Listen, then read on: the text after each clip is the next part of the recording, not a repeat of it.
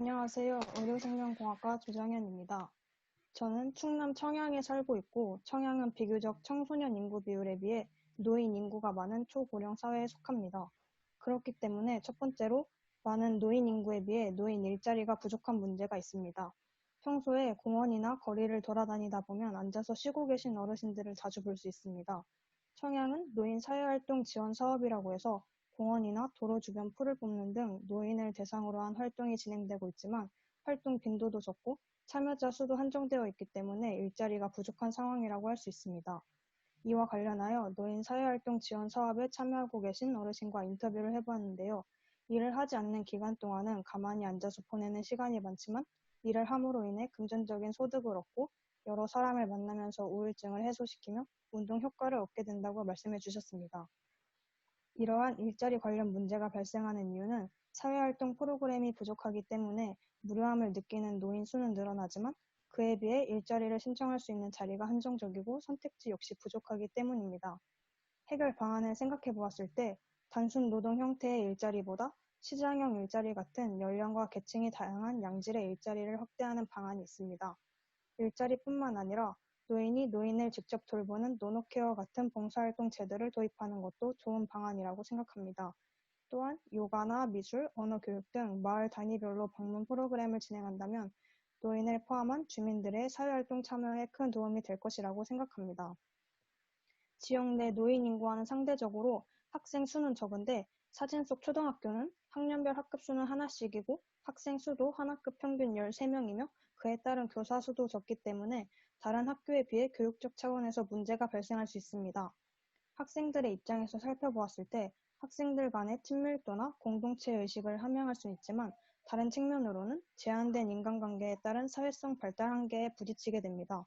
또한 토론 수업이나 예체능에 대한 교육 활동에 제약이 존재하고 타 도시와 교육 수준의 격차로 인한 학생들의 자신감 하락과 학습 의욕 저하를 불러일으킬 수 있습니다. 교사들의 입장에서 보게 된다면 학생과 교사 사이의 친밀도를 향상시킬 수 있다는 이점이 있습니다. 하지만 교사 1인이 담당해야 할 업무의 양은 많아져서 수업에 전념하기 어려운 구조가 형성되기 때문에 결국 농어촌 학교 근무의 기피로 이어질 수 있습니다. 이와 같은 문제가 발생한 이유는 학교가 시내 외곽에 위치하기 때문에 그만큼 접근성이 저하되고 외부 강사 수의 부족으로 인한 영어나 예체능 관련 교육이 부족하다는 문제가 있습니다. 그리고 학교 규모에 관계없이 주어진 업무의 양이 동일해서 소규모 학교의 교사들은 그만큼 업무에 부담을 느끼게 됩니다. 이 문제에 대한 해결법은 스쿨버스를 이용하여 학생들의 등하교 지원이 있고 학교들 간의 연계를 통해 방학 기간 동안 원어민 영어 캠프나 멘토링 프로그램을 운영하여 교육을 수행할 수 있는 인프라를 확장시킬 수 있습니다. 또한 악기 배우기나 미술활동 등의 방과후 학교 프로그램을 활성화시킨다면 예체능 교육에 대한 접근성도 높아질 수 있을 것입니다. 그리고 교사 휴게실이나 기타 교사를 위한 복지 서비스를 구축하고 학교의 행정 업무를 보조하는 인원을 보충한다면 교사들이 수업 준비에서 초점을 두게 되어 교육적 역량 회복에도 도움을 줄 수 있을 것입니다. 다음으로 소개할 문제는 교통적 측면에서의 문제입니다.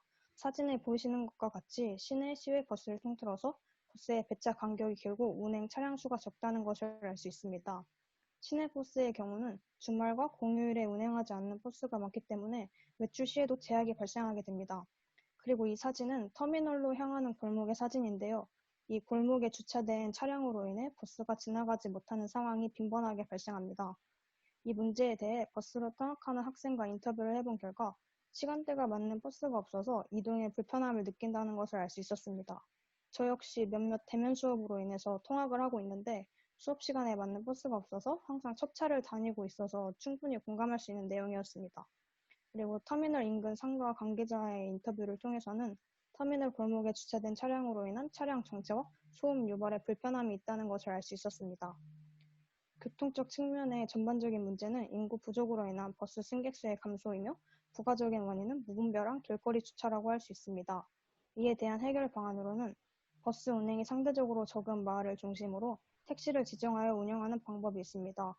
또한 지역 내에서 주민들이 이동하는 주요 장소는 병원과 시장이므로 이미 버스 노선에 포함된 시장 말고도 병원으로 향하는 노선을 연장 운행한다면 버스 승객수가 증가될 것이고 이동 역시 편리해질 것입니다. 그리고 버스 터미널 골목을 주차 금지 지역으로 지정하고 단속을 강화한다면 차량 정체와 소음 유발의 문제 역시 해결될 것입니다. 마지막으로는 우리 삶과 밀접하게 연관되어 있는 환경에 대한 문제입니다. 사진 속 상황을 보시면 각 공원에 위치하고 있는 하천이 오염된 모습과 공원 내에 쓰레기가 무분별하게 버려진 모습을 볼 수 있습니다. 하천이나 공원 내에 버려진 쓰레기로 인해 오염된 환경에 노출이 되면 공원 이용료를 감소시켜 그만큼 주민들의 건강한 삶에도 영향을 미치게 됩니다. 그리고 쓰레기가 증가하면서 수질오염, 토양오염, 도시 환경의 악화와 같은 악순환이 반복될 수 있습니다. 또한 지역 축제 프로그램 중에 지천 물고기 잡기가 있는데 하천의 오염에 의해 죽게 되는 물고기 수가 증가하면 이 프로그램 자체가 불가능해져 지역 축제 진행에도 영향을 미치게 됩니다. 이러한 환경 오염이 발생하는 원인을 살펴보면 공원 내에 쓰레기통이 없기 때문에 쓰레기를 무단으로 버리는 사람이 많고 인근 소규모 축사에서 발생하는 폐수가 하천으로 유입되어 오염을 발생시켰다고 볼 수 있습니다.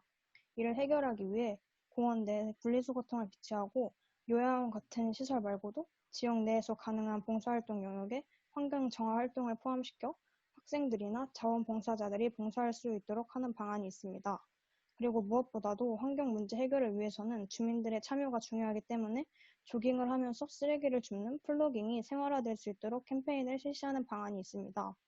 소규모 축산농가는 자체 처리시설을 갖추기에는 부담이 따를 수 있으니까 공공처리시설을 증설하도록 하고 축사 개별적으로 퇴비화 처리하여 농경지에 살포하도록 권고한다면 하천 오염 해결에 기여할 수 있을 것입니다.